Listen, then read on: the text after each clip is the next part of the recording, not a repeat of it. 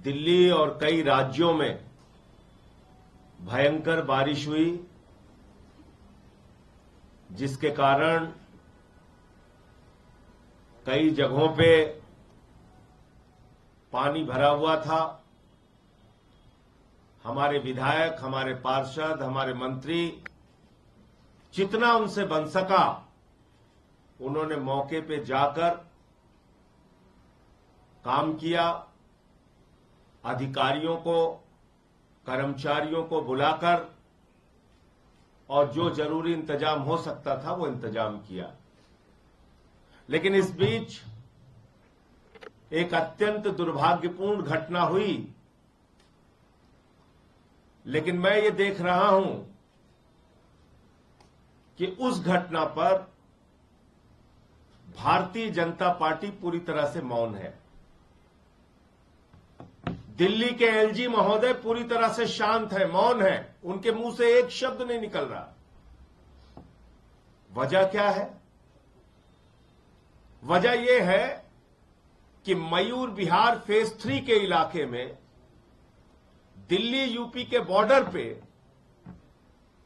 DDA की तरफ से, डीडीए यानी जो सीधे तौर पे दिल्ली के एलजी महोदय के अधीन आता है, भारतीय जनता पार्टी की सरकार केंद्र में जो बैठी है उसके अधीन आता है, वहां पर एक नाले का पुनर्निर्माण हो रहा था। ये उसकी तस्वीरें हैं नाले की। ये नाले की तस्वीरें हैं और इतनी बड़ी घोर लापरवाही का मामला सामने आया है कि ये नाले को ढका तक नहीं गया। कोई वहां ऐसे चिन्ह नहीं लगाए गए कि निर्माण चल रहा है। और एक छोटी बच्ची 2.5 साल की, वो इस नाले में गिर गई, बच्चा, और उसको बचाने के 2.5 साल का बच्चा जो गिरा इस नाले में, उसको बचाने के लिए उसकी मां भी नाले में कूद गई और मां बेटे दोनों की मौत हो गई। ये हादसा नहीं है, हत्या है, हत्या। ये हादसा नहीं, हत्या है। और हत्या किसने की? ये नाले को खुला रखने वाले लोग, ये निर्माण के लिए कोई सावधानी न बरतने वाले डीडीए के लोग, वो इसके लिए जिम्मेदार हैं। ये तो नहीं चलेगा कि आप जहां भारतीय जनता पार्टी की जिम्मेदारी होगी, जहां एलजी की जिम्मेदारी होगी, वहां पूरी तरह से खामोशी साध लेंगे। एक शब्द कोई नहीं बोलेगा। घटना की जानकारी जैसे मिली, हमारे स्थानीय विधायक कुलदीप कुमार जी वहां पे पहुंचे। इन्होंने पूरा जितना हो सकता था अपनी ओर से वहां रह के इन्होंने सारे प्रयास किए। लेकिन मैं फिर दोहराना चाहता हूं, इस घटना के लिए जिम्मेदार कौन है? किसकी जिम्मेदारी तय होगी? मेयर के लिए तो कहते हैं गिरफ्तार कर दो, मुख्यमंत्री को जेल में डाल रखा है, कहते हैं बर्खास्त कर दो। मैं कहना चाहता हूं, इस घटना के लिए दिल्ली के एलजी को बर्खास्त करो, दिल्ली के एलजी को बर्खास्त करो, उनके खिलाफ कार्रवाई करो। एक मासूम बच्चे की और उसकी मां की जान गई है। तो इसलिए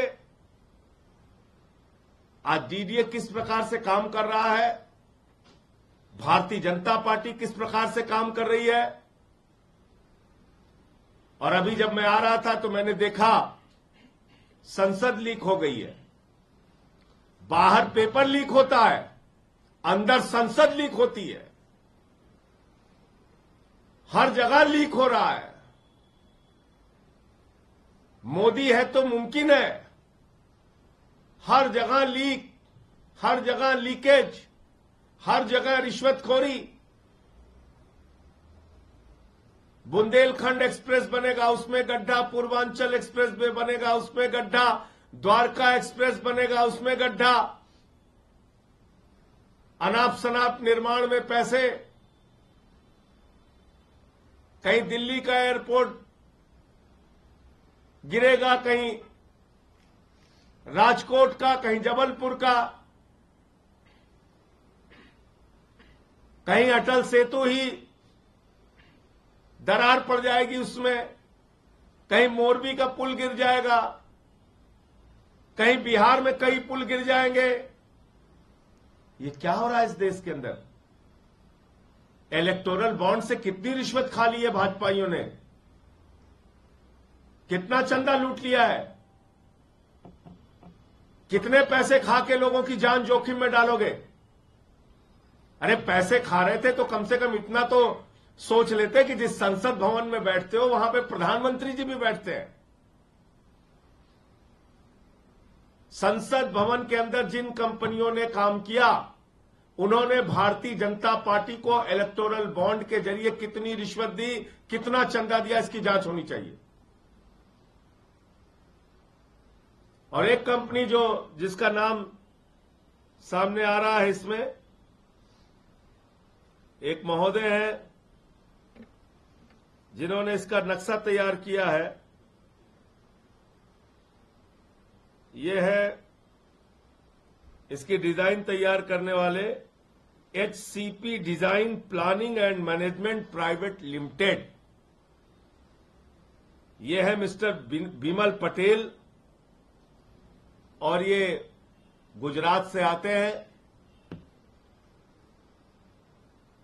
तो ये मैं चाहता हूं कि एक पहली बारिश भी अगर देश की संसद नहीं झेल पा रही है, आप सोचिए भ्रष्टाचार की पराकाष्ठा कितनी है। भारतीय जनता पार्टी सर से लेकर पांव तक भ्रष्टाचार में डूबी हुई है। हर जगह इनको रिश्वत चाहिए, हर निर्माण में इनको रिश्वत चाहिए। करीब करीब 3.2 लाख करोड़ रुपए का ठेका इन्होंने उन कंपनियों को दिया जिन्होंने इलेक्टोरल बॉन्ड के जरिए भाजपा को रिश्वत दी है। इस देश के लोगों की जिंदगी जोखिम में डालकर भारतीय जनता पार्टी के लोग रिश्वत खा रहे हैं। कम से कम इतना तो सोच लेते कि संसद में मोदी जी बैठते हैं, अमित शाह जी बैठते हैं, वहां भी रिश्वत खा ली। पहली बारिश में ही संसद टपकने लगी। बाहर पेपर लीक कराते हो, अंदर संसद लीक कराते हो। और तो और छोड़िए, प्रभु श्री राम को भी नहीं छोड़ा इन लोगों ने। प्रभु श्री राम का मंदिर पहली बारिश में गर्भगृह में टपकने लगा, पानी बरसने लगा, वहां पे गिरने लगा। तो ये हालात है आप लोगों के सामने, आप देख सकते हैं। मैं कुलदीप कुमार जी से कहूंगा कि वो अपनी बात रखें, उसके बाद प्रियंका जी जो हमारी चीफ स्पोक्स पर्सन है वो अपनी बात।